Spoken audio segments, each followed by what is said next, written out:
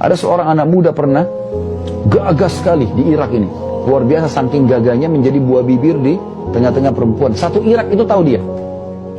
Jadi orang berharap, kalau yang solihah berharap jadi istrinya, kalau yang fasikah, yang buruk berharap zina sama dia. Sampai istri-istri pejabat dalam kisah begitu. Mau mengajak dia berzina, bayar berapapun. Akhirnya ada satu istri pejabat tinggal dekat rumahnya dia. Tinggal dekat rumahnya anak muda ini.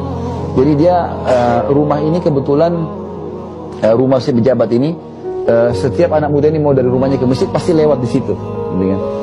Maka yang terjadi Bapak Ibu sekalian, si istri pejabat ini bilang sama teman-temannya, kalian tahu si fulan? Mereka bilang iya.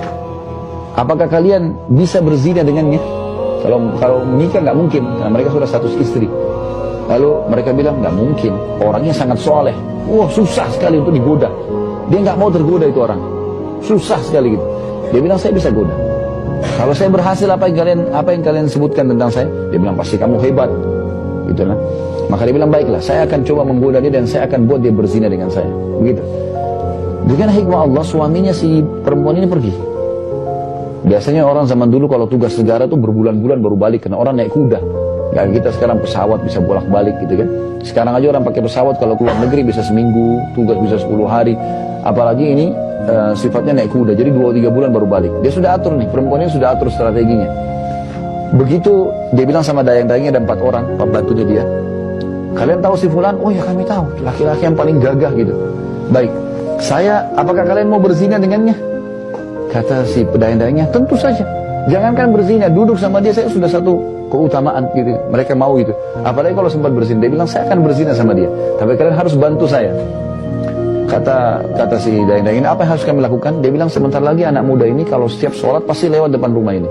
Kalau dia lewat mau ke masjid, kalian buka pintu, terus kalian nangis-nangis, bilang majikan kami sedang sakit parah di dalam.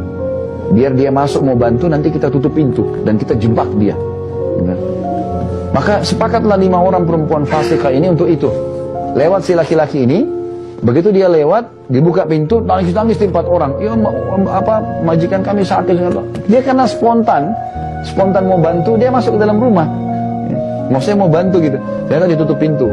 Lalu kemudian keluarlah si perempuan ini, dalam kisah yang dikatakan dengan kecantikan yang luar biasa. Memang dengan tujuan mau menggoda dengan pakaian yang terbuka, dengan wangi segala macam. Lalu dia bilang, ketahuilah anak muda, kami sedang menjebakmu.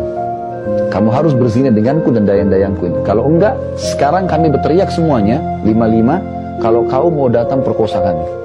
Dan pasti orang percaya karena kau dalam rumah sekarang. Coba bayangkan dijebak untuk berzina.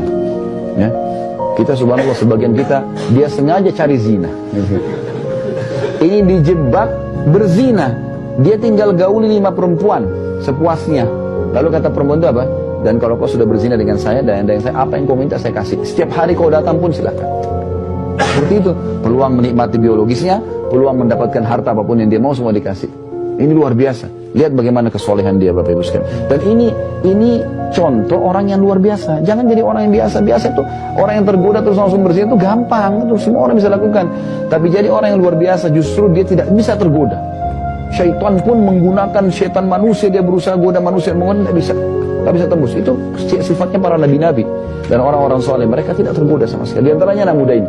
Karena anak muda ini masih bujang, puncak kejayaannya dia di umur 23 atau 24 tahun. Memang lagi syahwatnya luar biasa gitu. Maka dia bilang, saya tidak mungkin lakukan. Bertakwalah kepada Allah. Ini suami kamu dan seterusnya. Diingatkan, dia tidak mau tahu. Pokoknya saya nggak mau tahu. Ini perempuan sudah dikuasai oleh syaitan. Dia mau berzina. Kata anak muda ini, saya berdoa sama Allah. Ya Allah, Engkau tahu bahwasanya aku telah menjaga kesucian kemaluanku. Aku tidak mau letakkan kecuali pada istriku yang halal. Nanti kalau aku nikah aku baru mau letakkan. Kalau ini nggak mau ya Allah, maka selamatkanlah aku. Subhanallah, jawaban dari Allah teman-teman sekalian sering datang dalam bentuk sinyal ya. Jadi kita harus peka nangkap itu. Ya. Maka dia tiba-tiba rasa mules. Dia rasa mules luar biasa. Dia bilang saya mules. Memang alami dia rasa mules. Kata perempuan itu, WC, kamu selesaikan hajat kamu, keluar kamu harus zina. Dia bilang waktu dia bilang waktu saya lagi buang air, maaf ini kisahnya begitu ya. Dia bilang saya buang air besar, tiba-tiba muncul ide di saya, ini orangnya bersih, gagah, wangi. Tapi tumben kenapa dia mau lakukan? Dia bilang saya tiba-tiba muncul ide setelah saya cebok, saya ambil kotoran saya kotorin baju saya. Saya kotorin baju saya. Hanya untuk menolak supaya tidak berzina. Dia bilang begitu saya keluar, perempuan itu lihat, wah jorok sekali kamu, penuh dengan kotoran. Dia bilang saya begini.